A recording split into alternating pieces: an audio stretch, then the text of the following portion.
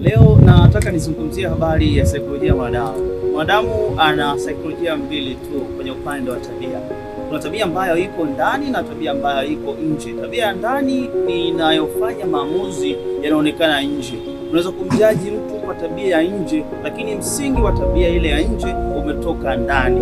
Na hii saikolojia mpaka wanavyuoni na wakaandika theory mbalimbali, mfano theory ya planned behavior. Hii ni theory ambayo inatengeneza kuonyesha kwamba mwanadamu ili tabia yake ikamilike, kuna uchochezi na vichocheo vinavyotoka nje.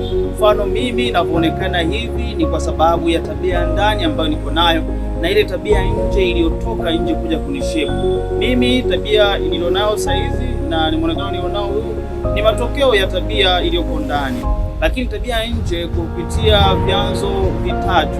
Chanzo cha kwanza ni familia, chanzo cha pili ni marafiki, chanzo cha tatu ni shule. Vyote hivyo vinakutengeneza kuwa na tabia ulionayo sahihi. Kwa chagua marafiki sahihi, chagua watu sahihi, chagua mazingira sahihi, tabia yako itajulikana. Msemo ule kwamba tuoneshe rafiki yako tujue tabia yako, huo hakuna.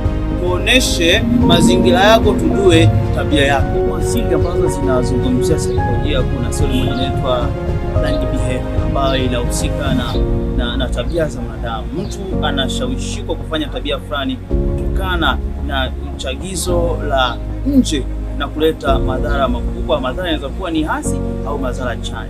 Kwa hiyo kila mtu unayemwona kwenye ulimwengu, tabia inaanza kutumika ya ndani na matokeo yake tunayaona nje. Chukua hiyo itakusaidia.